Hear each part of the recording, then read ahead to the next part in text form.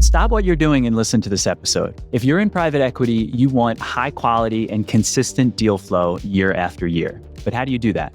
You need to focus on putting the right process in place. And that's exactly what we're talking about today. I'm Matt Rooney, founder of Coastal Partners, where I focus exclusively on helping private equity firms hire top-tier business development talent. And my co-host Dan Herr has done this himself. He sourced over $1 billion in transactions while building and leading world-class sourcing teams. And today, we're breaking down the pieces of a well-functioning sourcing process. What are the right goals to set? What metrics actually matter? And how do you turn that process into performance? This is Deal Sorcery.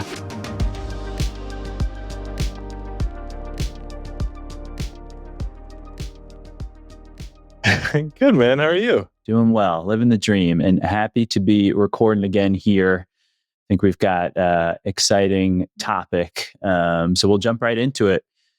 And we've talked a lot lately, or we've talked to a lot of PE firms lately, and it seems like the common question or struggle that they're having is around generating more predictable and repeatable deal sourcing. What does that mean?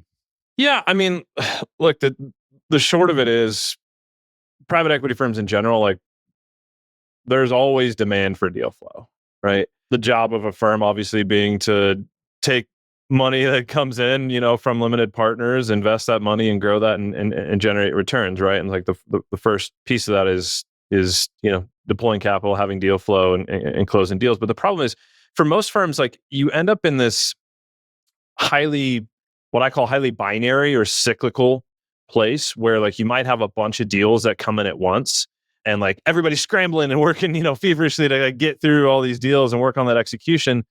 And then you might end up having these like big slugs of time, months at a time, where you just like, you don't have any high quality deal flow coming in.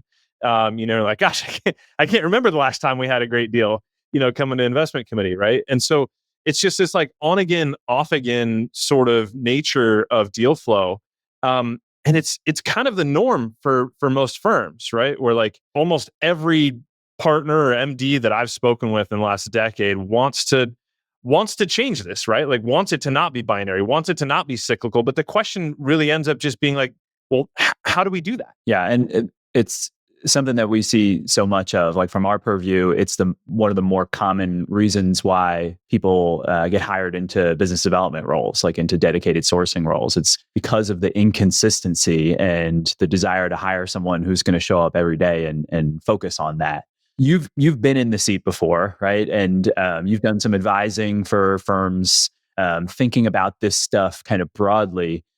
How do you think PE firms should think about doing this? Like think about approaching this problem of generating predictable, repeatable, and scalable deal flow? It's a tough one for sure, right? But like the first thing to me is it really comes down to just like setting the targets, right? And measuring yourself against them. And it's funny, like I remember, jumping directly into working in private equity and like we all have these portfolio companies where we're, pushing sales and marketing initiatives and like best practices on them. And, we're like, have all these metrics for our sales professionals. But for some reason, like we don't dog food that inside of the firms, right? Like our own recommendations at the firm or the fund level. And somehow, like this is the thing that's crazy to me, right? It's like somehow as an industry, we've been okay with that. Okay with like not following sales best practices, inside of our own firms. And so like the first thing to me is like, look, we got to set goals. And frankly, we got to hold ourselves accountable and like ourselves as individuals and our firms accountable for sourcing performance, right? Like to me, that's one of the first things for how you get to predictable, repeatable, scalable capital deployment. But how we do that, right? Like how do we hold ourselves accountable? How do we hold our firms accountable? And like really, how do we link, goals and accountability? To me, that's really where the magic happens here, right? So like, and so to help, like at least the way I think about it is to be held accountable, you really have to set the right metrics for starters, right? Like to measure yourself against. And there's obviously a ton of different ways that we could think about metrics and like the ones that you could measure or not. But to me, I oftentimes like to break it down into kind of like inputs versus outputs, right? And so like inputs, I think we're all familiar. It's okay, phone calls, outreaches, quality interactions or face-to-face meetings, coverage, compliance, like all that sort of stuff. Like those are the inputs that go into this process of, that are things you could measure, right? For sourcing performance. And then we have these outputs. And so obviously, like the results of the hard work of sourcing are total number of transactions, like capital deployment, it's total enterprise value acquired, it's total platforms, it's add-ons, it's MOIC, it's ARR, it's all this sort of stuff. But it's also things like investment committee presentations, right? And management meetings and IOIs submitted and LOIs submitted and LOIs signed, right? At least my experience has been like most firms do a pretty solid job of setting some sort of annual target, right? It's like, okay, we know that we want to deploy this amount of capital, or we know we want to have, 3 or 4 transactions on this year, whatever.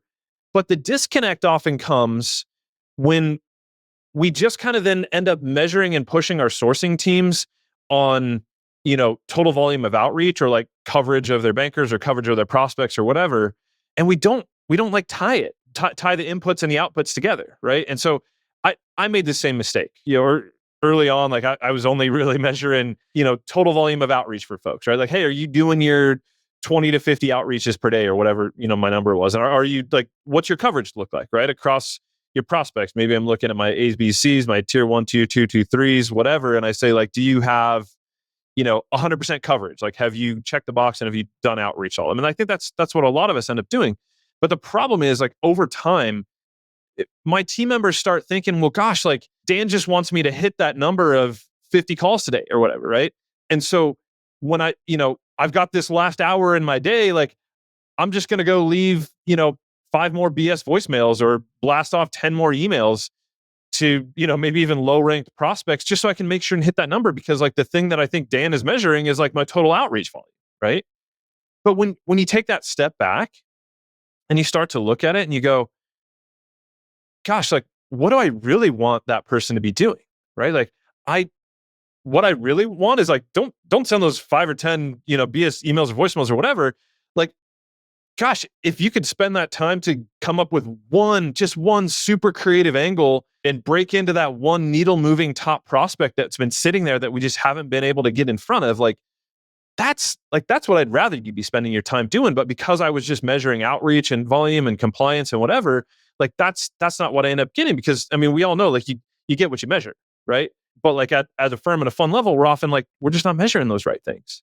And so the shift to me really happened when it kind of came down to 2 things. Like first is just figuring out the right pipeline stages, right? Like the ability to give yourself the granularity you need to dive into those details, right? So like oftentimes you find like you pull up a record in, whether it's Salesforce or Deal Cloud, Affinity, whatever, and you're kind of looking through the activity history and you're going like, gosh, like where did we leave this thing, right? Like what was the last thing that happened? Like most people end up having like a next steps, summary, something like that, whatever. But then most of us only end up having like 4 or 5 maybe pipeline stages, right? And like those stages end up being like, gosh, is it new? Have we engaged them? Is it an active deal? Is it going through investment committee? Did we submit, like something like that, right? You have these like the 4 or 5 stages. But to me, I believe in having almost like 10 to 15 stages, from top of funnel to bottom. And these to me are things like, is it new? Have we done a first outreach? Have we replied? Has there been a first quality interaction? Have we had a face-to-face meeting, right? Have we looped in an investment team member? Do we have NDA financials? Like, has it been presented to IC? Then, IOI, management meeting, LOI submitted, LOI signed. And then even just like for closed buckets, when you think about like getting all the way to the bottom of the funnel, gosh, how much do you want to know? Like, obviously closed won, we know what those are, but like, closed lost, closed passed. Gosh, have I gone back through our junk heap and sorted out the ones that we passed on? Do I even know that? Right? Do I have that tagged anywhere? So just like adding all these pipeline stages, it allows you to kind of get that level of granularity you want to be able to start kind of cross-sectionalizing your pipeline. And like, let's dive into just the ones that, for instance, have replied but have never had a QI or have had a first quality interaction, but like have never had a face-to-face meeting, or have had a face-to-face meeting and like I've never looped in an investment team member. Now I know like, oh, what's the next step for each one of these, right? Like it's pretty clear and I can focus in on a group of those. But once you add these pipeline stages, right? So I've now not have 4 or 5, but like I've got 10 or 15 pipeline stages now. The problem becomes, gosh, like how are you going to manage this and how are you going to automate this, right? Because the reality now is, gosh, I've got these 10 or 15 pipeline stages. nobody's going to go manually update those, right? Like every time I send an email, every time I get a reply, like nobody's going to go manually update those. Like it's not going to happen. So like, then you've got to automate it. So anyway, back to the point here we're saying is like the shift to me happened of being able to, get to this place of setting goals and having accountability by establishing the right pipeline stages. And then the second thing here is really then about figuring out what are the right points in that pipeline for us to track ourselves.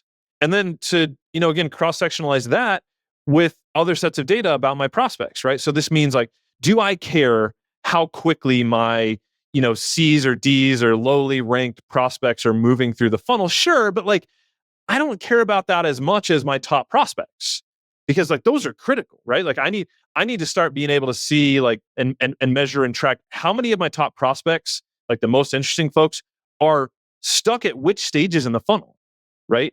And I've got to figure out how do I get them to more quickly and more reliably move? Like how do I move those top prospects through each stage and all the way through the bottom of the funnel? Like how do I improve that conversion in each step? And I've also got to figure out where are my top prospects getting stuck, like for my different team members, right? And it's like some folks maybe are having trouble just like doing their first outreach. Some are having trouble like, getting from apply to like having a first meeting. Some are having trouble from, gosh, I've had a bunch of them that I've had a meeting with, but I just don't have anything I'm catalyzing to get in front of an investment team member.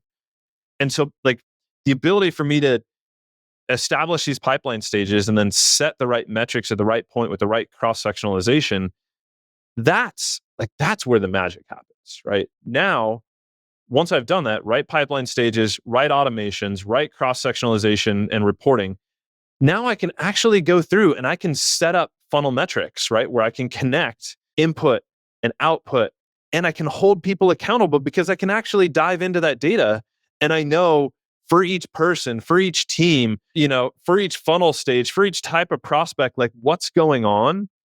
And now I can start to set those goals and track those over time and see where we need to improve so that we can hit our bottom of funnel metrics. Maybe I can play the role of kind of the person outside of the seat, the normie, if you will, just to, and have you kind of explain it maybe with an example. I'm just thinking of, I understand how the granularity of the different pipelines could be super helpful, like getting that specific can be valuable. But how do you hypothetically, or give me an example, how do you tie that to the inputs that you ultimately choose are important for your team and what they're doing? They're moving along those stages. How does that coincide, or how does that connect to we want our sourcing team to send this many emails if that's what they're tracking, or have this many conversations in a month? Like where is I get how they're both related, but how do you connect those two things? Well, that's where I'm saying it's like I like to focus a little bit more on measuring,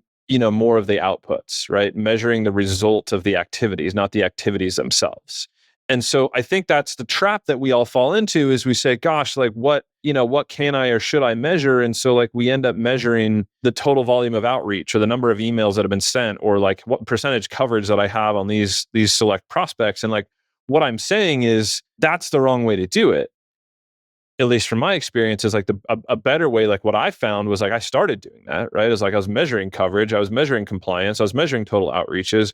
But then I end up having people just say like, well, gosh, let me just send this one other email or like send this, one other voicemail to whoever. And they're just trying to check the box on like, did I get the number of outreaches that I actually need? And what I'd rather say is I'd rather set a metric for you or a goal for you that is like, what percentage of your top prospects have you engaged in the last quarter? So again, like it's not total number of outreaches to anybody, but it's also not outreaches. It's like, what number of these folks have I actually engaged and actually had a conversation with over the certain amount of time? Does that distinction make sense? Like just measuring more of the output, which is like you had the face-to-face meeting or the quality interaction with a top prospect, as opposed to you sent them an email. Totally. Yeah, it makes sense. And this idea of inevitably people are going to orient themselves towards the metrics that they're being defined by or measured by, right? So, and that's not necessarily what you want. So I totally get that kind of potential trap of setting up, number of interactions or whatever it may be. But that does make a lot more sense. Like, what's our objective? What's a good representation of that? in your example, percentage of engagement with our top prospects that we've already defined. And that also helps you as like a BD leader, help them where they're having trouble in making that number even stronger, right? Like you know where to jump in and help move things along. So it's it's an interesting perspective. Maybe just on that inputs and outputs framework, I suppose it can look different depending on the firm and the investment strategy. But how should a firm think about determining the right outputs, I guess? And I agree that a lot of firms seem to simply look at deals done and dollars deployed. But do you have a feeling for what the right outputs are the ones to focus on? And how do you think about that different factors about a firm and investment strategy, like what might influence the outputs that they choose to focus on? Yeah, it's a great question, right? And I think a lot of us will naturally jump to just saying, oh, well, there's one way to do it, right? But I don't know if that's right. So I think we got to take the step back, which is to look at we were talking about you get what you measure, and this to me it really boils down to just being in alignment between the goals and strategies of the firm and the goals and strategies of the sourcing organization, right? Like there has to be alignment there. And at least in my experience, you look at most private equity firms, right? Like you've got some sort of LP base, and like most firms are measured on some sort of combination of IRR, MOIC, or some combination of those, and perhaps they've got a hurdle rate, and there's some sort of escalator even maybe on carry based upon performance of the fund as a whole. We know that. We also know that the number one job of a private equity firm, like we talked about at the beginning of the call, is look, obviously invest capital, grow that capital as much as possible, generate the returns, right? And we've spoken about this before when you talk about where do returns come from. Like the formula for these top tier funds, there's three things, right? Source great deals for a good price, plug in a great operator to drive the metrics that you need, and then attract the buyers that are going to pay the highest price. And oftentimes that's the strategics, right? And so sourcing actually plays into all three of these, in terms of actually finding operators and actually finding buyers. You're in the market, and so you're doing all those things too. But obviously the number one thing here, the primary job, is to deploy capital, right? And not just deploy any capital, but deploy capital in businesses that have the potential to generate these returns, independent of whether or not you get the right operator and independent of whether or not you find the right buyer. Your job first and foremost is if we had even if we had a shitty operator, and even if we had we didn't find good buyers on the exit, we need to start with let's have a good business, right? Good business to invest in. How do we make sure we've got a great starting point? For most PE firms, right? Again, what you're going to measure, it's got to be tied to the ability to generate those returns. It's got to be tied to the ability to deploy capital. But if your strategy is different, there might be different things that you want to measure for your firm as a whole and for your sourcing team in particular, right? Because if you've got, for instance, a buy and build strategy, right? Where you're hey, look, yeah, we're going to buy great businesses, sure, but our strategy overall here is we're going to go, put a bunch of add-ons on top of this thing, bundle them together and sell it to the next buyer, right? So it's a little bit more of a volume and a velocity play. And so if that's the case, you might want to just measure more than anything else your sourcing team's performance on add-on volume. Sure, maybe part of it is deployment in the platforms, because we got to get the platform in order to do the add-on. But if our strategy is really around doing add-ons, I need to measure add-on volume and velocity, right? Maybe it's the size of add-ons, maybe it's just the total number of add-ons. Depends on the firm. But if you're maybe a traditional LBO, and you're focused on, I don't know, it doesn't have to be industrials, but say you're focused on industrials, maybe you're doing fewer deals per year. I was talking to a firm the other day, and they're yeah, to us, it's about doing 2 or 3 deals per year, right? It's not the higher volume sort of thing. Or it could even be that you're operating more like an SPV, and you just hey, look, we just, we need one really good deal, right? And so it might be that for you, it's more about finding that one great deal per year, or those 2 or 3 great deals per year. And so you might just want to measure, hey, did we get one really good deal done this year, right? And did we put enough LOIs out there in order to get that one good deal?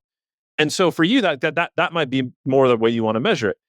But perhaps you're maybe a high volume growth equity firm, right? And so for you, okay, it's about us aggressively, deploying capital, where we're trying to raise our next fund in the next 2 or 3 years.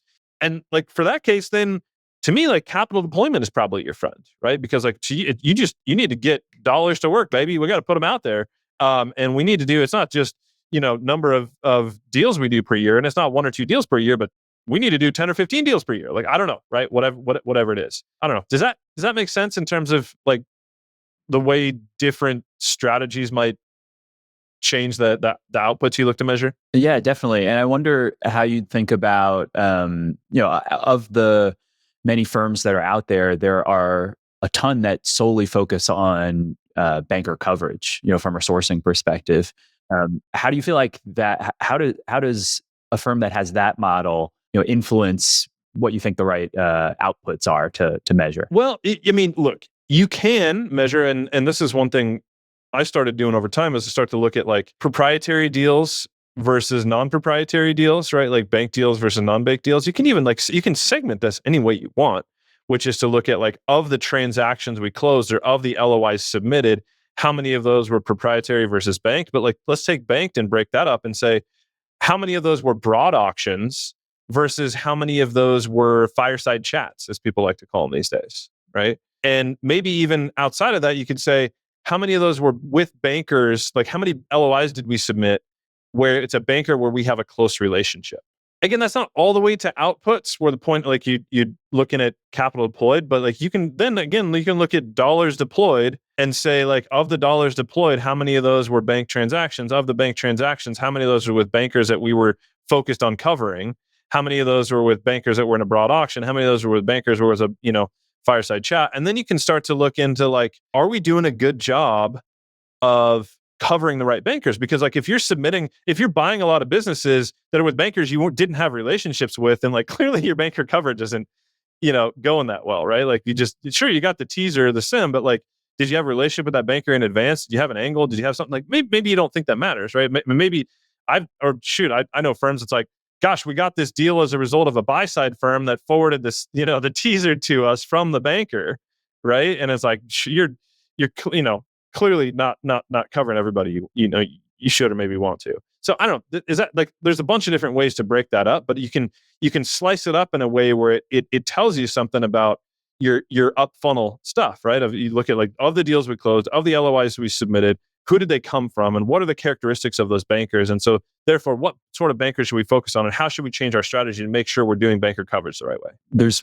a few firms out there that pay close attention, given the data that's available just on deals that get done in the industry. You can kind of benchmark yourself. You define obviously what deal is the right deal for your firm. And then after the fact, maybe quarterly, you look at how many deals were done and how many did we get a look at? How many did we like get a real run at? Kind of just assess that and track those metrics as a guide for how successful is our strategy with this set of bankers or whatever it may be. So yeah, I think we're both kind of concluding and determining here that your sourcing strategy certainly plays a role in determining what the right outputs to measure are. But I think we can all agree on you have to decide what to measure so that you can hold yourself accountable, right? That's right. Yeah, I know there's one firm I know, for instance, that just like you're talking about, and I don't remember if they're getting the data from SPS or somewhere else, but like they're going and looking at trying to ingest every transaction that happens every year, right? And they're trying to say, for all the data we can find about all the transactions that took place, did we see the book, right? And I think to your point, like that's what a lot of people are trying to do now is you say like, okay, all the transactions took place, did we at least get the book? Did we get a swing at it, right? And I think the surprising thing is now, I know this is not the case for everybody, but there's firms now that are saying, gosh, like of the transactions that took place in the market, we saw 80 to 90% of them. I think you talk to most firms and they say, that's not possible. But it is.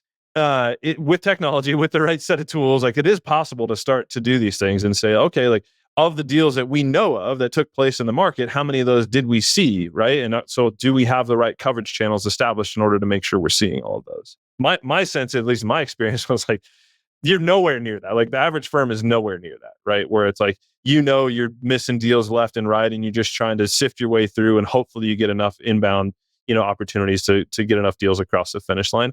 But that's where the future of this is going, frankly, is to that place where you're going to have select firms that see the market, know the transactions that are taking place, and pick their shots, right? And long run, those are going to be the winners. It's interesting though, the proliferation of private equity firms has certainly changed the dynamics between bankers and PE buyers. Where my understanding is bankers were really sharing deals because PE buyers were limited in decades past, and as that number of PE firms has grown, the tables have kind of turned a little bit, and part of the reason why we've seen so much growth in dedicated business development professionals is building those relationships genuinely is important in making sure that you are thought of, your firm is thought of for those opportunities, because there are so many buyers out there that they're not just, there's no value for the banker to send this opportunity necessarily to everyone and explain the industry that the company operates in. They want to find a buyer who knows that industry, who's going to be relevant for their clients, and serious about the transaction. And so it takes a BD person, or investment professional, but it takes someone to really cultivate that relationship and express, no, we actually are really knowledgeable in this area, and we have a thesis behind it, and we've done this much research, and we have these operators that we want to partner with, and that takes time and effort, and so it's interesting to kind of see that evolution. But I think that if that is the circumstance that you're in, and you're kind of relying on banker coverage, and you have a BD team in place to do that, that's kind of the way that you can start to think about how we want to track ourselves and how we want to hold ourselves accountable to those goals. Yeah, it's an interesting sidebar here, right? Which is the dynamic has shifted and is shifting, right? And it's like 10 years ago, yeah, like bankers needed you, right? Like send all the deals out to everybody they could find to make sure that they got the best buyer. And it was kind of a little bit of, from a banker perspective, a spray and pray, right? Like you send it out to everybody and like, who wants to bid, right? Like here's a deal that's opportunity that's for sale, and I need the best buyer, right? And it's shifted. Like you're seeing that, right? We talked about the fact that like bankers have gone from these broad auction processes to more of these fireside chats, and like they're incentivized, almost similar to private equity firms, like end up kind of niching down a little bit and saying like, hey, we're like, I'm the banker that's really good at ed tech, hospitality, whatever, right? Like this is the space. I know this space cold. Because then for them, like they higher conversion on their prospects as well, in terms of like who's going to work with them. And then the pitch that they have to the seller is, well, shit, like I know this space. I know the 10 buyers. I've got direct lines to all of them, and I'm going to make sure like, and not only do I have direct lines with them, I'm going to be able to, turn their gears and make sure I get you the best price. And like, that's a compelling pitch.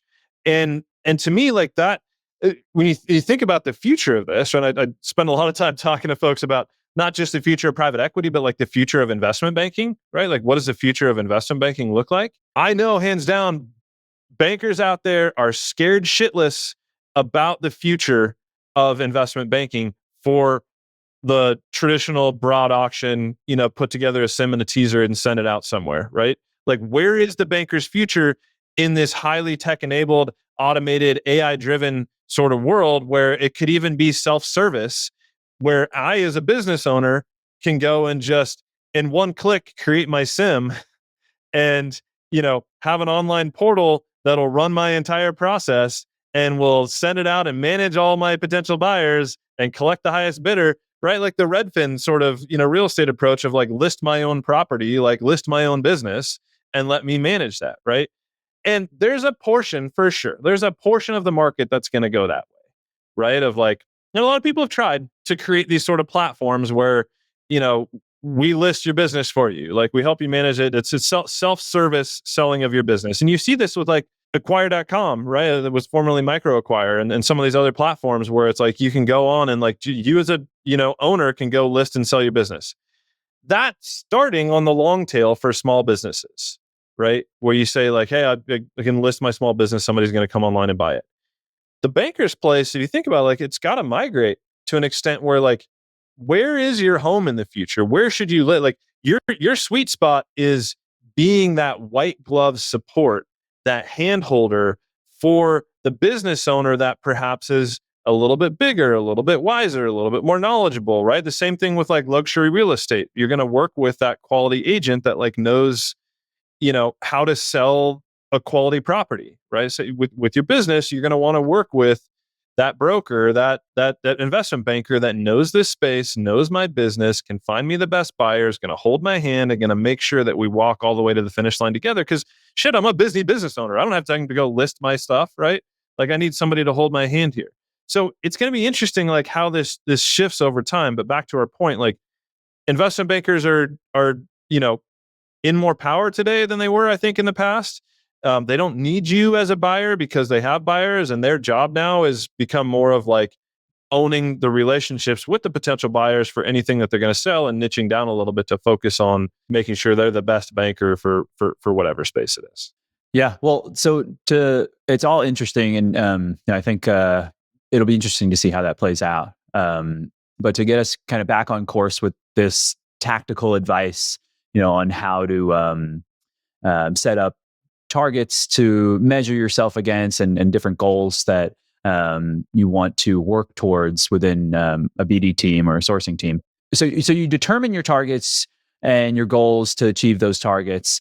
How do you think about establishing goals for a team versus individuals within a private equity firm? Is it by seniority? Like, how do you determine how to set them for each? Yeah, when you're building a team in sourcing, right? Like just like any sort of sales organization, like you're going to have varying degrees of effectiveness and kind of ramp curves across your team. We've got this like painful reality in our profession where, like, on one hand, private equity and deal sourcing is a long game. I don't care if you're building relationships with bankers or directly sourcing with bootstrap founders. Like it takes time, right? Like it takes years to cultivate and ultimately kind of harvest these relationships and opportunities. And on the flip side, like this profession is not for everyone, right? And it's and not everyone can do it well. Like if you just look in terms of ramp time, I often find it takes 12 to 18 months for a new person in a sourcing role to really kind of get up to speed and find their legs, right? And I mean, shoot, even if you've been doing this job for 2 decades, it might take you 2 years to get your first deal done at a new firm. The reality is like it just takes a long time to get to the bottom of the funnel, right? And it takes a long time to kind of get those bottom of funnel metrics for any one of your team members to like have the point where you can say they've closed a deal, they've deployed capital, right? So this also means that like if you make the wrong moves in your team, it can take years before you reap the benefits or consequences of those decisions, right? Of putting the right person or the wrong person in the seat. That you don't know, right? For a long time if that was the right or wrong decision. When you think about setting targets for individuals, like part of this is trying to do everything you can to measure, are they going to get to success, right? And so like, yeah, you got to measure some of the inputs and you got to measure some of the early outputs, right? You can't just say like, gosh, are they going to deploy capital or not? Because it might take them a couple of years to get to that. So like you've got to start measuring some of the other things that they get to, like, again, we can walk through the funnel that I was talking about, but sure, like, are they doing the volume of outreach? That's, one thing. Are they reaching out to the right folks, the right volume, all that sort of stuff? Are they getting the right, meetings and phone calls? Are they getting stuff that's coming to investment committee that gets management meetings and IOIs? Like that, those are some of your early indications, right? That they're on the right path. But again, you've also got to set these output targets. And they do, to the point of this, like they do vary by person. To me, I look at least 2 dimensions that you've got to consider how they vary, right? Like one of those is just by their overall experience. Like they've been doing this for a decade versus like this is their first time doing sourcing. Like or they're just earlier in their career. Like that's going to be different. And then also like their ramp curve, and like the ramp curve is not, ramp curve necessarily into private equity and into sourcing, but like ramp curve at this firm even. And so you might have like a junior BD person where you set a target that's like, they're junior, it's the first time they're doing this. I'm setting a target for you. I want you to go deploy $20 million this year, right? But like the reality is, they're not going to hit that target, right? Like, you're going to push them to hit that target, but like, the first 12 months, first time doing this, like they're not going to deploy 20 million, right? Like if they get one deal done this year, like it'd be awesome. I don't even expect that. Whereas For the senior person that's fully ramped, that's been there for a couple of years, you might say, look, I expect you're going to deploy 60, 80, $100 million per year, right? Like you've done this, you've been here, you've been at this firm, like here's your sort of target. And so like, it's not universally applicable. You can't just walk in and say, oh, we want to deploy $400 million this year, and I've got 4 people, that's 100 million per person, right? Like it's just, that's not realistic. And so like, to me, you've got to vary it a little bit by person. The team level question is a bit different, right? Like, I think part of your question was, what are your goals for your team? Are we talking about for the BD team, or are we as a whole, a sourcing team as a whole, or are we talking about for sourcing pods? Like there's kind of different answers there. Yeah, I think I'd be interested in hearing your thoughts on both. I think high level, the BD team, how do you think about goals team wide? I suppose that's just tied to firm goals, right?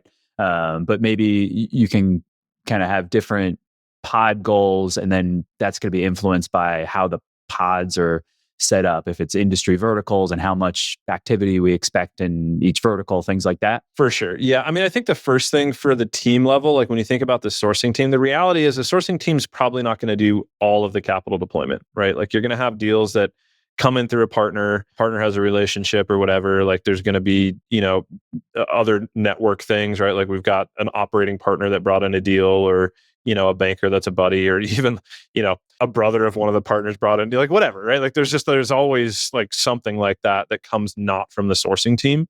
And so to me, oftentimes it's, you figure out what the right number is. Like you could set the entire amount of your capital deployment. If you're doing capital deployment, your total capital deployment could be on the sourcing team as a whole, but it's usually some fraction of that, right? Maybe it's 80, 90% of that comes from the sourcing team or whatever.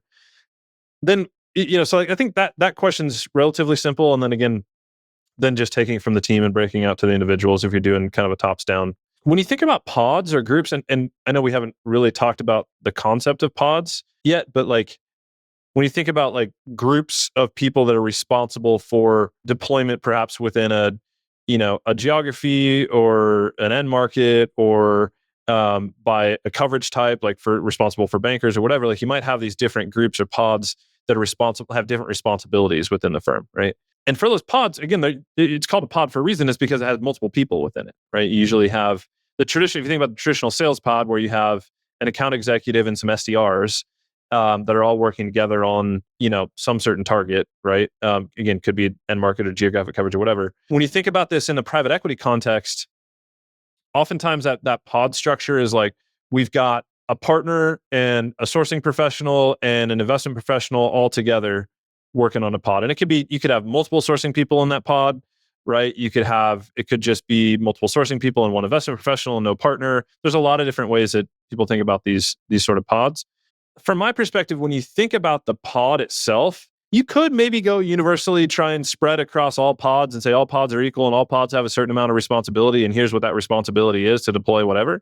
But you also have to look at the realities of that pod, both in terms of the market that they're responsible for and what's the potential within that market, as well as the amount of time that those individuals are allocating toward that pod, right? Because at least I believe oftentimes in having folks on multiple pods, so they're not just single threaded. You're not gonna have like 10 that you're responsible for, but like if you got 2 or 3 of them, and so like am I allocating 100% of my time here, or 50% of my time here, and 25% of my time there, whatever? And then again, how big is the market, whatever, and as well as how experienced, knowledgeable those team members are, both from an investment professional level and a sourcing team member level. Do they actually have the ability to get deals done?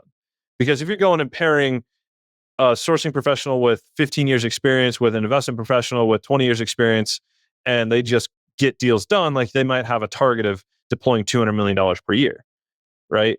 And you might have, okay, now this other pod, I've got 2 junior guys and somebody that just became a VP in an investment team, and I just hope you guys get a deal done this year. So it kind of depends a little bit. I think one of the recurring themes from the discussion today is, unfortunately, it's not a one-size-fits-all framework or way to think about this type of stuff. It really is dependent on your firm, and that comes down to what our investment strategy is, what our primary sourcing channels are, to things like how many deals we anticipate doing in a year, what's the composition of our team, and the right things to measure are going to be different depending on all of that. Where you are in the fund deployment cycle, right? Like how much you need to deploy this year, how many deals are in the pipeline coming into the year, right? And how does that influence your expectations? So, if helpful to people out there, I think this should serve as like a general framework, but should not obviously be applied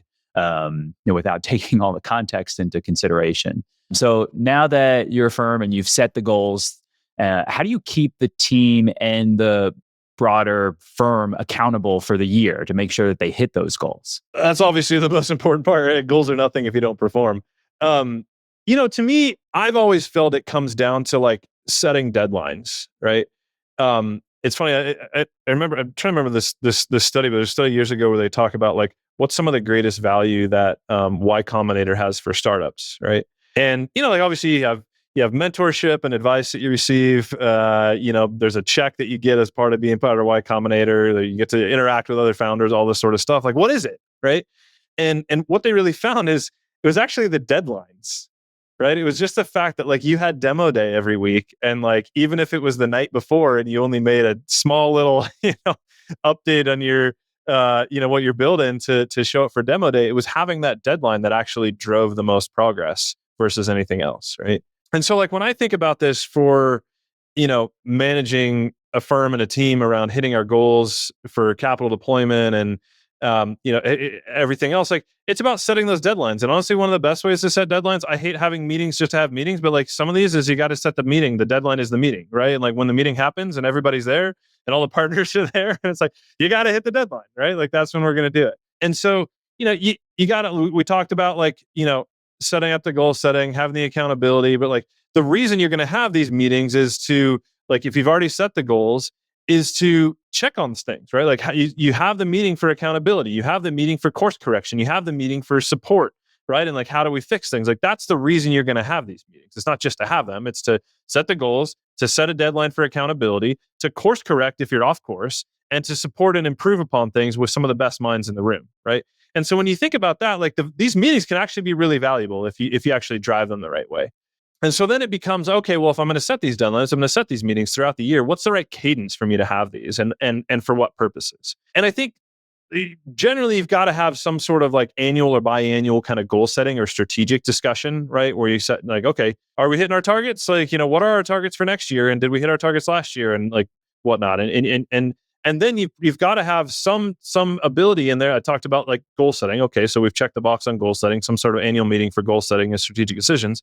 Now you got to have some for accountability, right? And course correction, which is like, okay, let's have some checkpoints for us to say, as a team, as a firm, are we on target to get where we need to get? And we've said like, here's what we want it, whether it's capital deployment, whether it's number of management meetings, LOIs, whatever all your targets are, have a point, maybe it's quarterly, right?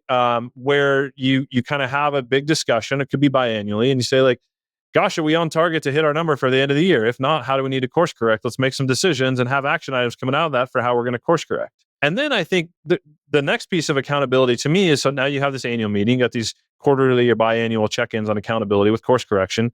Now you've got to start to just make sure that's in front of you, right? Because you need that feedback loop, and you need to make sure that people are seeing their name up there and having some sort of firm-wide tracking on their progress monthly. Maybe you're not doing the full deep dive that you are quarterly or biannually, but like you've got some ability now on perhaps a monthly basis, like get time at investment committee. Maybe it's just 5 minutes. I don't care, but put the slide up there that has everybody's performance across the team. Whatever you can pull quickly. Hopefully you can pull inputs and outputs, but like whatever you can quickly pull there to show, hey, here's the goals that everybody set, and here's how we're doing just to give everybody an update. And honestly, this is a good time to do two things.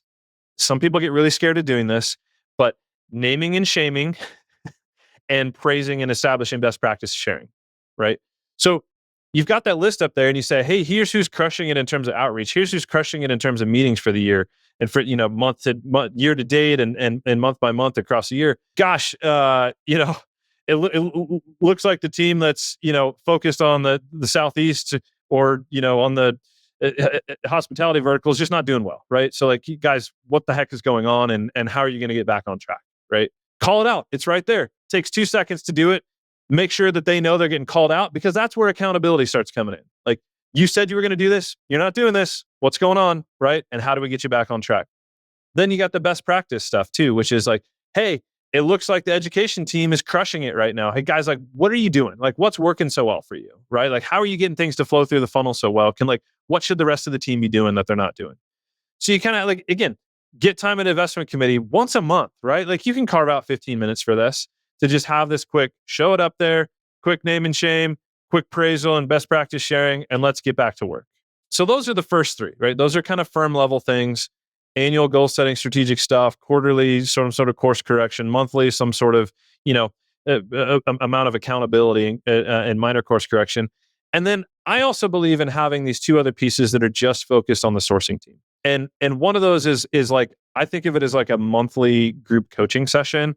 You look at like your SLAs, like so some folks might not be familiar with, like, you have these service level agreements, and the idea is that like you have an expectation of like what's going to happen for certain types of accounts with a certain standard.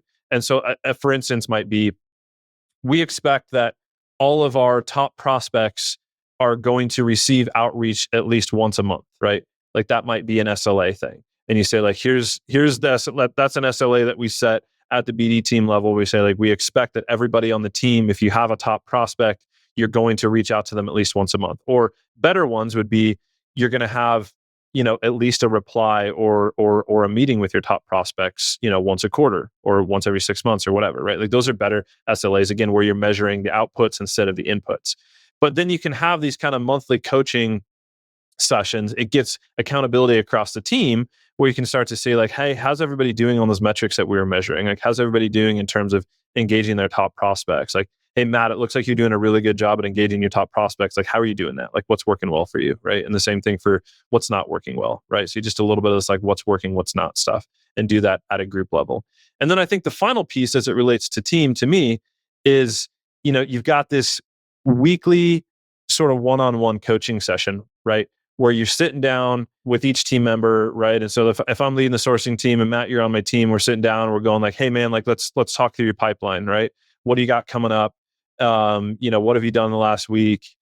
Some of that sort of update stuff. But I think where people get a lot of this piece really wrong in terms of the one-on-one coaching is oftentimes they use it as a readout, right? As like, hey Matt, I want you to report to me and I want you to tell me, give me the update on your pipeline, right? And they just use it for reporting purposes, and they say, okay, cool. Yep, I see that. You did this. Tell me what you did last week. Tell me what you're going to do next week. To me, that's the wrong approach there. Think about this. You have two of the best, smartest minds in sourcing at the table together right now. What's the best and highest use of your time? To me, the best use is for that to be a problem-solving session, right? Where you're figuring out, gosh, like, what are the 5 top prospects that we need to move the needle on in the next week? Right? And like, what have we tried? What have we not tried? And what can we do together to get you there? Right? Where you and I can sit down and we can go, gosh, all right, like this guy's going to that conference. Like you should go to travel to that conference, right? Or like, I see they're connected to this person on LinkedIn. Like, let's try this. Or we found this thing that they really are about these philanthropic endeavors, and they, based in Georgia, and I see they're in Atlanta, and I see that there's this philanthropic thing coming up, and like, let's, comment on that because we know that they've been involved in this and whatever, right? Like there's just, find that solution together. Like, don't use it as reporting, use it as a problem-solving session. Focus on your top prospects and then put together, people talk about this idea in sales of account planning, right?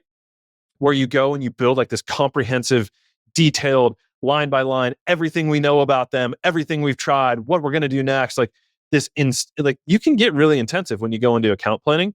But I think for starters, just do minor account planning, right? And again, like dive into 5 accounts, say weekly, here's the 5 accounts. We're going to figure out what do we know about them and what are we going to do next and what's a good angle, lay out the angles and the things we're going to try. And then next week, let's circle back on that. Did we try all those things? What worked, what didn't work, right? And let's create 5 more account plans and do that. And if you take that little bite-sized approach to this, you'll find shit, you've done that 5 accounts at a time, for 52 weeks in a year. Like I'd venture to guess that like if if the average firm said like, gosh, we were able to break into, gosh, what's five times 50 is 250 prospects in a given year. Like that's pretty needle moving. What percentage of PE firms with BD teams do you think are holding meetings in a similar fashion? Oh, I think people are holding meetings. Don't get me wrong. But I think what happens is we get a disconnect between the purposes that I laid out at the beginning and the meetings themselves, and ensuring you're driving the outcomes you're looking for out of those meetings, right? And so like, let's talk about those purposes. The purposes of setting these meetings is goal setting, accountability, course correction, and support, right? Like to me, those are the 4 things you're looking for out of these meetings. And from those 4 things, to me, I drive it into 5 different types of meetings, right? Annual or biannual goal setting and strategic decisions, quarterly team discussions and, kind of course corrections, right? Monthly firm-wide progress updates, name and shame, best practice sharing, monthly group coaching, SLAs, compliance, all that stuff, and then some sort of weekly one-on-one coaching and problem-solving sessions. But what happens is we end up having these meetings and all of them end up becoming readouts where you just put together, a slide deck and you walk everybody through the slide deck slide by slide and say, okay, see you next time. I don't know if it's that we're afraid to like do what we need to and push the envelope and hold ourselves accountable, but I feel like the meetings are often happening, but the accountability, the course correction and support aren't. Yeah.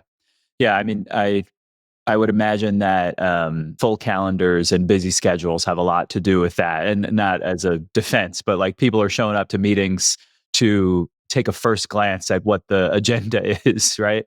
But I think everybody, in a lot of different seats can benefit from thinking about it the way that you outlined.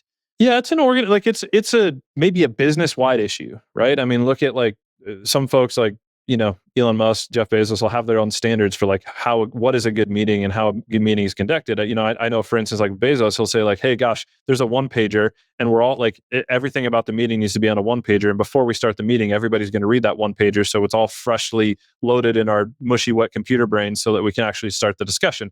And I think you're right. Most people walk into a meeting, they got a million other things they're thinking about. They got a deal they're trying to execute on. They got all this other shit. And like, it's hard to sit there and focus on like, fuck, what was this meeting for? What are we actually trying to accomplish? And that's where I think it does come down to the sourcing team's responsibility from my perspective, to drive those meetings and drive the outcomes of those. And that's tough for most people to do, to like feel like I can elevate myself to that place where I can, put the pressure on a partner to say like, what the fuck's going on? Yeah. But it also relates to just the deal team or the sourcing team lead meeting with the more junior kind of sourcing person that reports to them, right? And using that time in a better way. Like I'm compelled by the best practice sharing and the lead digging into the other sourcing members' top prospects and helping them think through the way to break through.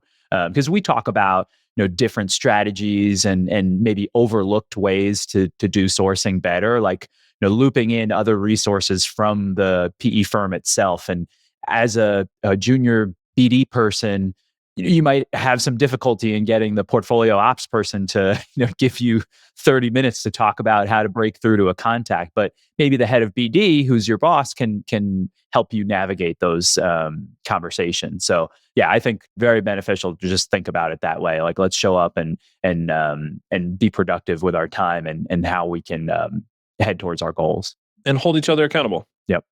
All right, Dan, great episode. I think we covered a lot of interesting stuff, high level goal setting and accountability.